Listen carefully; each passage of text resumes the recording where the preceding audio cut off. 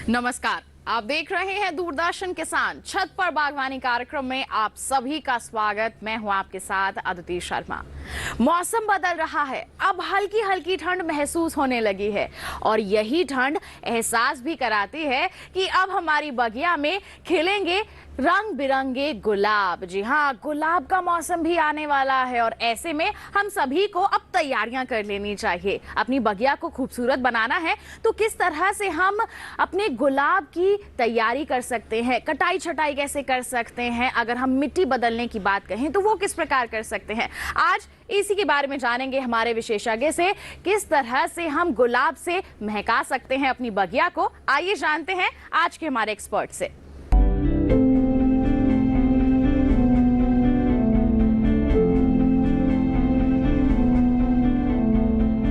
ये गुलाब का जो कंडीशन मेरे छत पे आप देख रहे हैं, इसको देखकर परेशान होने की ज़रूरत नहीं है और ये कंडीशन देखकर मैं खुश होता हूँ, क्योंकि ये गुलाब का जो कंडीशन है, इस कंडीशन को मैं बनाया हूँ, ये खुद नहीं आया है।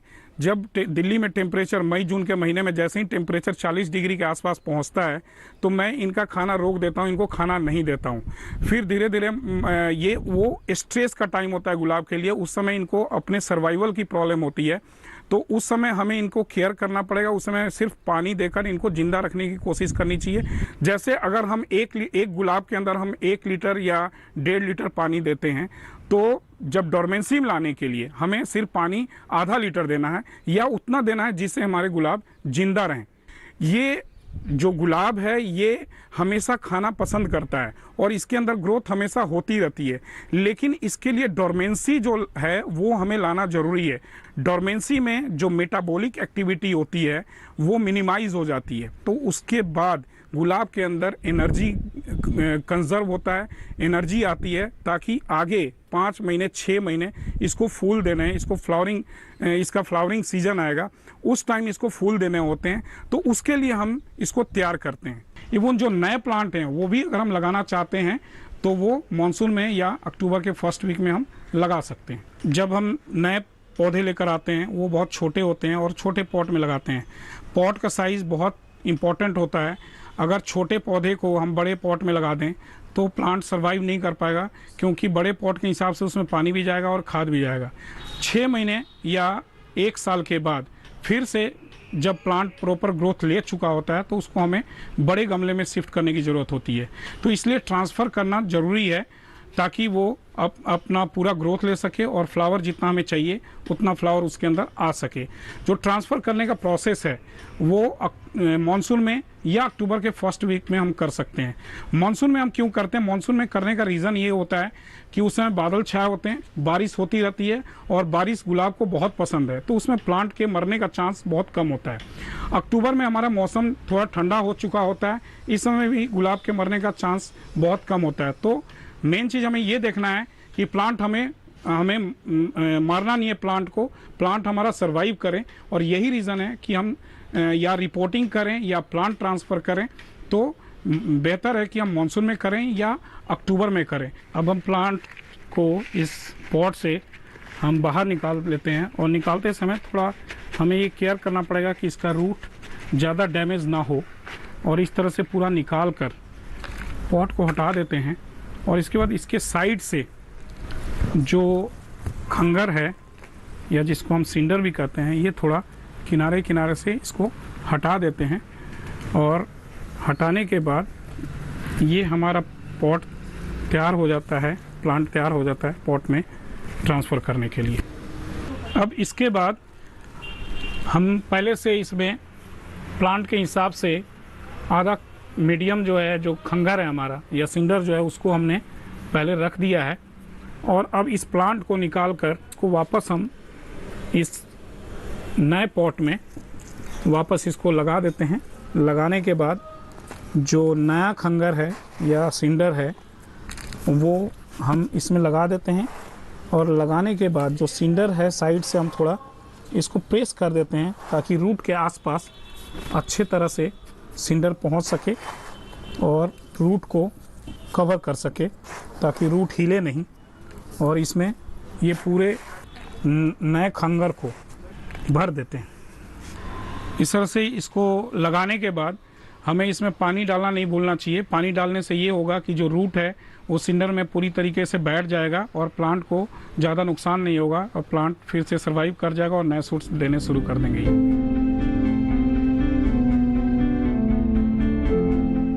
रीपॉटिंग साल में 2 बार कर सकते हैं, एक तो मानसून के समय और दूसरा अक्टूबर के फर्स्ट वीक में, या पूरी अक्टूबर भी आप कर सकते हैं।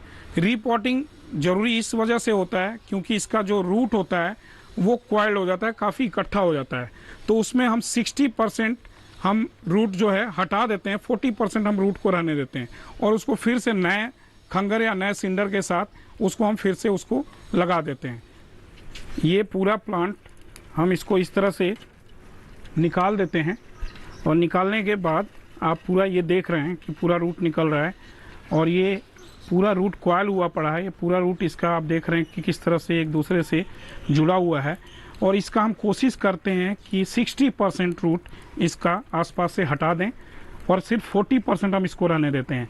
आप इसके अलावा ये देख रहे हैं कि ये जो रूट बाहर निकला हुआ है इसको हम काट कर हटा देते हैं, दूर कर देते हैं और इसमें नए जो रूट होते हैं, जो रूट हेयर्स होते हैं, जो सफ़ेद रंग के निकलते हैं, वो हमारे लिए काफ़ी बेनिफिशियल होते हैं, प्लांट के लिए काफ़ी बेनिफिशियल होते हैं। और ये जब हम रूट प्रूनिंग करते हैं तो नए रूट भी इसमें निकलने शुरू हो जाते हैं, जो इस गुलाब के प्लांट के लिए काफ़ी बेनिफिशियल है। ये इस तरह से इसको काट कर हम हटा देते हैं। सबसे पहले हम ये गमले का छोटा सा टुकड़ा रख रहे हैं और इसके ऊपर जो खंगर के मोटे मोटे पार्ट हैं वो इसके ऊपर रख देते हैं और ये रखने के बाद हम ये सारा जो नया सिंडर है या खंगर जिसको हम कहते हैं वो फिर से इसके अंदर हम इसको भर देते हैं और सारा ये इस तरीके से सारा हम डाल देते हैं, सारा भर देते हैं।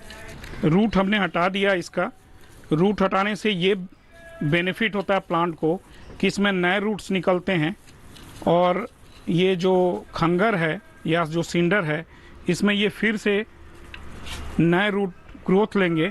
इससे प्लांट को काफ़ी फ़ायदा होगा, रूट हेयर्स आएंगे नए, जैसे प्लांट के ऊपर नए सूट्स निकलते हैं वैसे ही जो रूट पार्ट है, जो जड़ है, उसमें नए रूट निकलेंगे और जितने नए रूट निकलेंगे उतने प्लांट अच्छे फ्लावर देंगे। और इसके लिए फ्लावर, अच्छे फ्लावर के लिए ज़रूरी है कि हम इसका रीपोटिंग ज़रूर करें। इस तरीके से हमने गुलाब को वापस इसमें फिर से लगा दिया। ये रीपोटिंग करते समय हमें ध्यान रखना है कि ये जो ग्राफ्टेड पार्ट है ये पार्शियली अंदर होना चाहिए और इसका कुछ पार्ट ऊपर होना चाहिए। रीपोटिंग के बाद एक ध्यान देने वाली बात यह है कि इसमें हम प्रूनिंग कब करें। प्रूनिंग जो है इसमें 15 दिन के बाद होगा। 15 दिन बाद इसलिए ताकि इसका रूट तब तक सेट हो चुका रहेगा और प्रूनिंग करने के बाद इसमें नए सूट्स निकलने शुरू हो जाएंगे, इसलिए 15 दिन के बाद ही इसमें प्रूनिंग हम करेंगे। जो लोग रीपोटिंग नहीं करना चाहते हैं या रीपोटिंग उनके लिए बहुत प्रॉब्लम वाली बात होती है और वो गुलाब अच्छा चाहते हैं, तो उसके लिए एक आसान तरीका है कि हम गुलाब के अंदर जो आसपास के सिंडर हैं, जिसको खंगर भी कहते हैं, उसको हम 3 या 4 इंची तक हटा देंगे। मैं तो खंगर में उगाता हूँ, लेकिन जो लोग मिट्टी में गुलाब उगा रहे हैं उनके लिए भी यही तरीका है कि वो 3-4 इंच गमलों के आसपास से प्लांट के आसपास की मिट्टी हटा दें 3 से 4 इंच तक, और उसमें फ्रेश मिट्टी, उसमें बोन मिल और नीम खली मिलाकर और उसमें वर्मी कंपोस्ट मिलाकर उसमें फिर से वो जगह खाली किया है उन्होंने, उसमें फिर से वो फिलअप कर दें। तो ये भी एक तरीका है। अगर आप रिपोर्ट नहीं करना चाहते हैं या आप पूरा जो मीडिया है उसको चेंज नहीं करना चाहते हैं, तो इस तरीके से भी गुलाब बहुत अच्छा हो सकता है। इसमें अगला प्रोसेस ये होगा कि हम इसमें जो पानी है, नॉर्मल पानी, सादा पानी, उसमें कुछ मिलाने की ज़रूरत नहीं है, इसके ऊपर हम डाल देंगे ताकि जो रूट हैं इसके वो प्रॉपर सेट हो जाएं खंगर के अंदर।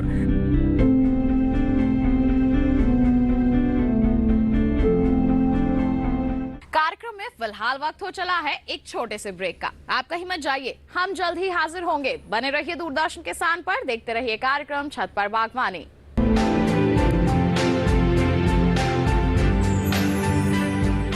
5, 4, 3, 2, 1.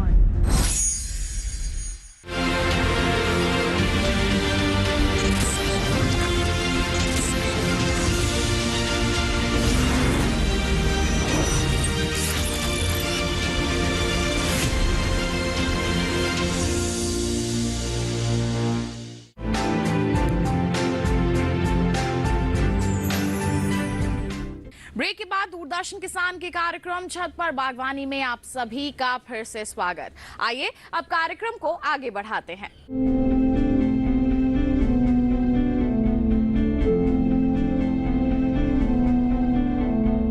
जो गुलाब नए हैं और छोटे पॉट में लगे हुए हैं और उनके अंदर प्रूनिंग की ज़्यादा अभी गुंजाइश नहीं है, लेकिन उनको भी प्रूनिंग करना पड़ता है, वो भी डोर्मेंसी पीरियड में होते हैं, तो उनकी भी प्रूनिंग करते वक्त हमें ध्यान रखना पड़ेगा कि उनके आसपास कोई गंदगी ना हो या अनवांटेड प्लांट्स ना हो, और जो सूखे पत्ते वगैरह हो वो हमें हटा देने चाहिए।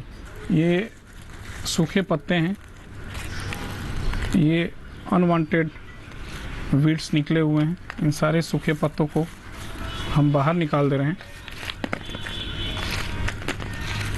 और इनकी सफाई कर देते हैं पूरी तरह से। कोई गंदगी होनी नहीं चाहिए। बारिश के मौसम में अनवांटेड प्लांट्स आ जाते हैं, जो वीड्स हम जिनको कहते हैं, इनको निकालना बहुत ज़रूरी होता है, अदरवाइज़ ये प्लांट्स की ग्रोथ को अफेक्ट करेंगे, इसके फ्लावर को अफेक्ट करेंगे, और ये जो सूखे पत्ते हैं ये भी हमें हटा देने चाहिए, बिल्कुल सफाई कर देनी चाहिए। ये जो छोटे छोटे ब्रांच हैं, इनको हम, जो बहुत कमज़ोर हैं, उनको हम काट कर हटा देते हैं, और इसको हटाने के बाद जो इसके पत्ते हैं, उन पत्तों को भी हटाना उतना ही ज़रूरी होता है, क्योंकि प्रूनिंग के करते समय हमें प्लांट के ऊपर कोई पत्ते रहने नहीं देने चाहिए। प्रूनिंग में ये भी हमें ध्यान देना होता है। ये काफ़ी कंफ्यूजिंग ब्रांच है, इसमें आप देख रहे हैं कि ब्रांच इधर से भी निकल रहे हैं, उधर से भी निकल रहे हैं, तो कई बार हमें कंफ्यूजन ये होती है कि हम किस ब्रांच को इसमें रखें और किस ब्रांच को हम हटा दें। तो इसके लिए ज़रूरी ये है कि जो कमज़ोर ब्रांच है उसको हम हटा देते हैं, ताकि जो हेल्दी ब्रांच होगा उस पर हेल्दी सूट्स निकलेंगे और अच्छे फ्लावर निकलेंगे। इसमें आप ये देख रहे हैं, इसमें डेड पार्ट भी है, डेड ब्रांच भी है, उसको हमें हटाना बहुत ज़रूरी होता है, अदरवाइज़ वो हमारे प्लांट के एनर्जी को वो लेते रहते हैं और हमारे प्लांट को डिस्टर्ब करते रहते हैं। तो ये हम इस तरह से हटा देते हैं।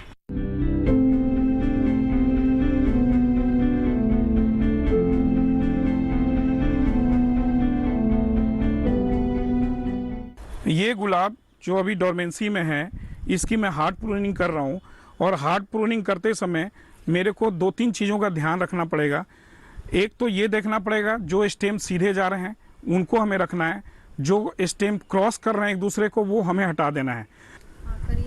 कमज़ोर ब्रांच हमें हटा देनी चाहिए, क्योंकि अगर ब्रांच कमज़ोर हुआ तो उसमें जो नए सूट्स निकलेंगे वो भी कमज़ोर आएंगे, और उसमें फूल जितना चाहिए हमें, जितने जैसा फूल चाहिए वैसा फूल आ नहीं पाएगा उसमें। जैसा कि आप ये देख रहे हैं, ये ब्रांच जो है इसको क्रॉस कर रहा है, ऐसे ब्रांच को हमें हटा देने चाहिए। ये मैं यहाँ से ही इसको हटा दूंगा। दूसरी बात, जो इसके अंदर डेड पार्ट हैं, जो ब्रांच सूखे हुए हैं, उस ब्रांच को भी हमें हटाना है। उस ब्रांच को हम बिल्कुल जहाँ तक सूखा हुआ है वहाँ तक काट कर हटा देंगे उसको। इसको बिल्कुल एंड से हटा देना है।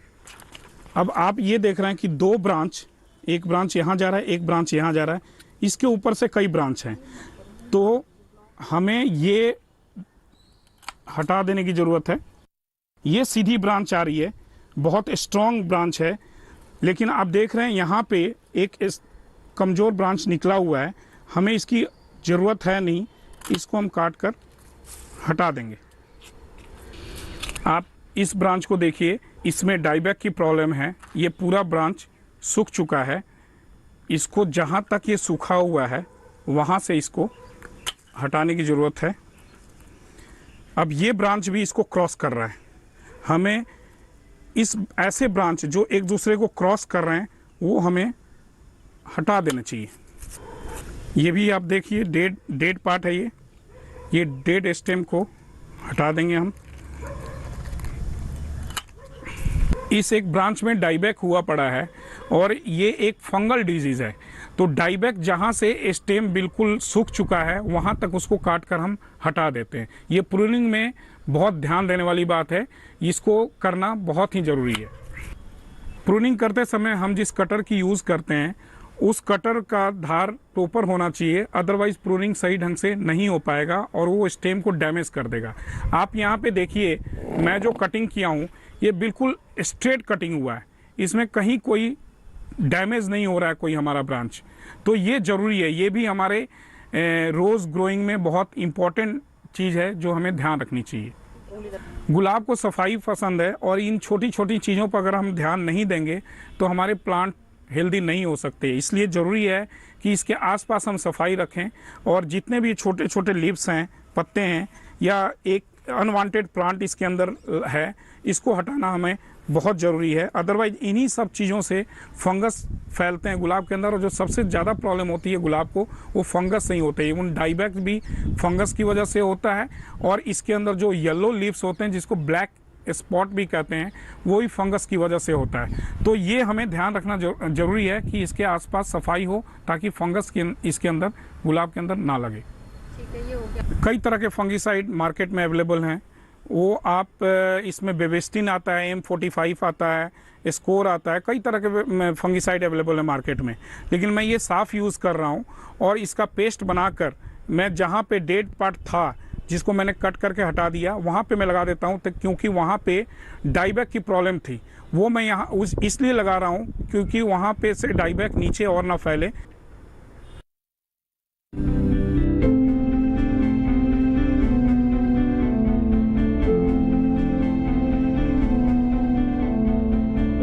इस गुलाब के अंदर मैं लाइट प्रूनिंग करके दिखाऊंगा। ये भी एक HT वैरायटी है।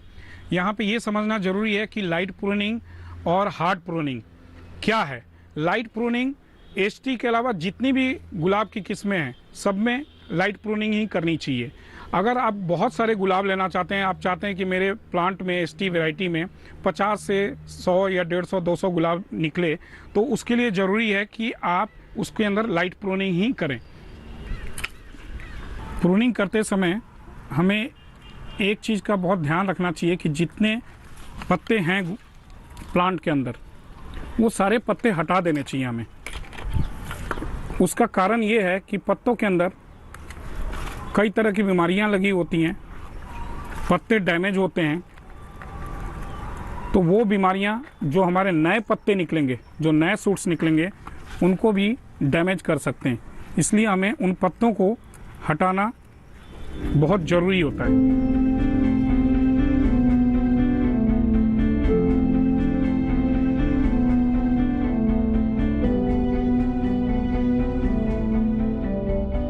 ये प्लांट के अंदर ये ब्रांच जो है ये गमले से बाहर की तरफ जा रहा है। अगर हम इसको ऊपर से काटते हैं तो ये इसके जितने भी नए सूट्स निकलेंगे वो बाहर की तरफ जाएंगे। तो इसलिए ज़रूरी ये भी हमें ध्यान रखने वाली बात है कि जब हम इसको काटेंगे तो ऐसा काटें कि इसके जो बाकी जो नए सूट्स निकलें वो गमले के सीध में ही निकलें, गमले से बाहर ना जाकर ये निकलें। इस तरह से इसको काट कर हम हटा देते हैं। ये जो डेड पार्ट है, ये सूखे हुए पार्ट हैं, ये सारे हम इनको हटा देते हैं क्योंकि ये अननेसेसरी जो एनर्जी है वो प्लांट्स का वो लेते रहेंगे और इससे हमारे प्लांट को कुछ फ़ायदा होना नहीं है, नुकसान बहुत हो जाने हैं।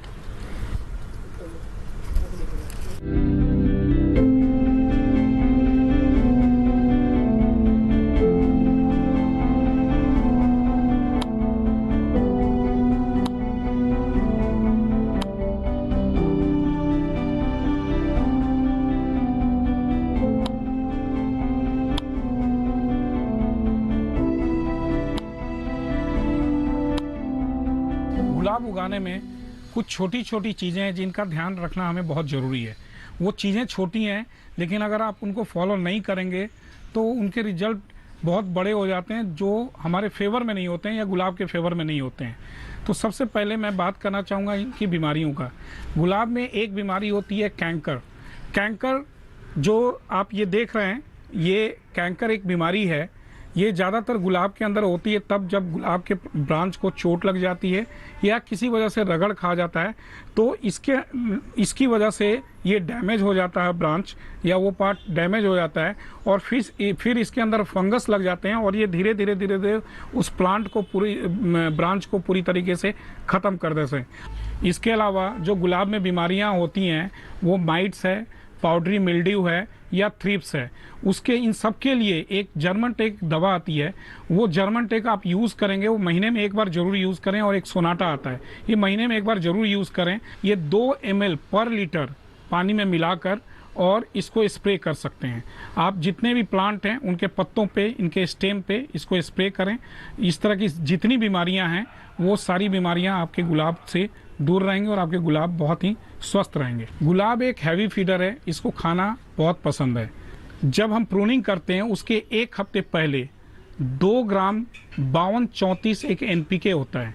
52-34 2 ग्राम, इससे ज़्यादा नहीं होना चाहिए। 2 ग्राम पर लीटर के हिसाब से 1 हफ्ते पहले हम फीड कर देते हैं और जब हम प्रूनिंग कर लेते हैं उसके 1 हफ्ते बाद फिर हम 52-34 को हम रिपीट करते हैं 2 ग्राम पर लीटर के हिसाब से। प्रूनिंग के करीब 15 दिन बाद जब नए सूट्स निकलने शुरू हो जाते हैं तब हमारा मेन फीडिंग स्टार्ट होता है। जो मेन फीडिंग है उसमें अगर आपको NPK 10-26-26 मिल जाए तो बहुत अच्छा है। उसको 2 ग्राम पर लीटर पानी में मिला के आप रूट में पार्ट में डाल सकते हैं। वो चाहे आपका गुलाब मिट्टी में हो, चाहे आपका गुलाब सिंडर में हो, उससे कोई फर्क नहीं पड़ता, दोनों जगह ही इसको यूज किया जा सकता है। ये तो रूट में डालना है। इसके अलावा पोटेशियम नाइट्रेट, ये 2 ऐसी चीज है जो हर महीने 1 बार 2 ग्राम पर लीटर के हिसाब से सारे गुलाब पे इसका छिड़काव करना है। इससे आपके लीव्स बहुत सुंदर होंगे। जो पोटेशियम नाइट्रेट है, जब हमारा बर्ड बन जाता है, जब गुलाब के अंदर कलियां बन जाती हैं, उसके बाद से हम शुरू करेंगे तो उससे क्या होता है कि फूल का साइज भी बड़ा होता है और उसका जो स्टेम होता है वो भी थोड़ा बड़े साइज में आता है। तो इस तरह से आपके गुलाब जो हैं बहुत खूबसूरत फूल दे सकते हैं। 1 किलो बोन मील, 1 किलो नीम खली, 250 ग्राम पोटास, 250 ग्राम DAP, 250 ग्राम NPK और 50 ग्राम उसमें हम POP की मात्रा मिला देते हैं। इसका मिक्सचर हम बना के रख सकते हैं और इसको 1 चम्मच हर पौधे में हफ्ते के हफ्ते हमें डालना है। ये आप सिंडर में भी यूज़ कर सकते हैं। जिनके गुलाब मिट्टी के अंदर लगे हुए हैं उनके लिए तो ये बहुत बेनिफिशियल है। मिट्टी में जो गुलाब है उसमें 1 चम्मच इसका हर हफ्ते आप डालें और डालने के बाद कुड़ाई नहीं करनी है, क्योंकि ये स्लो रिलीजिंग फर्टिलाइजर है। वो धीरे धीरे जैसे आप पानी डालते हैं धीरे धीरे ये घुल के और रूट तक पहुंचते रहते हैं। गुलाब में, रोज़ ग्रोइंग में जो सबसे इम्पॉर्टेंट पार्ट है मेरे हिसाब से वो है पानी। पानी देने का तरीका ये है कि आप 10 की गिनती गिनें। पहला 5 पत्तों के ऊपर पानी दें और दूसरा 5 जो है रूट में पानी दें। ये 10 की गिनती गिननी है हर प्लांट के ऊपर। ये छोटी छोटी चीज़ें हैं जिनको हम ध्यान में रखेंगे तो गुलाब के फूल बहुत अच्छे गार्डन में हो सकते हैं। तो मैं समझता हूँ कि आप अक्टूबर से लेके मार्च तक आप अपने गार्डन में गुलाब का फूल बहुत इंजॉय कर सकते हैं और बहुत ही खूबसूरत गुलाब उगा सकते हैं।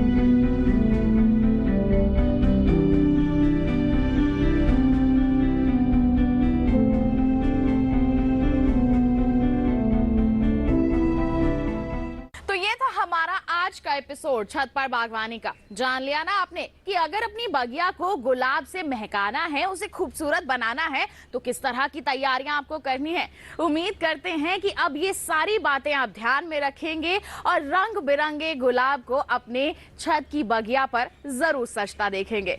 तो इसी के साथ बता दें आज के कार्यक्रम में इतना ही। एक विशेष जानकारी आपके लिए, टीवी स्क्रीन पर दिखाए जा रहे इस QR कोड को आप स्कैन कर लीजिए, सीधा पहुंचेंगे हमारे YouTube चैनल पर। हमारा ये कार्यक्रम तो आप आप दोबारा देख ही सकते हैं। साथ ही दूरदर्शन किसान के तमाम प्रोग्राम्स भी आप देख सकते हैं हमारे YouTube चैनल पर। तो इसी के साथ हमें दीजिए इजाजत, लेकिन आप नजर डालिए कुछ गार्डनिंग टिप्स पर। नमस्कार।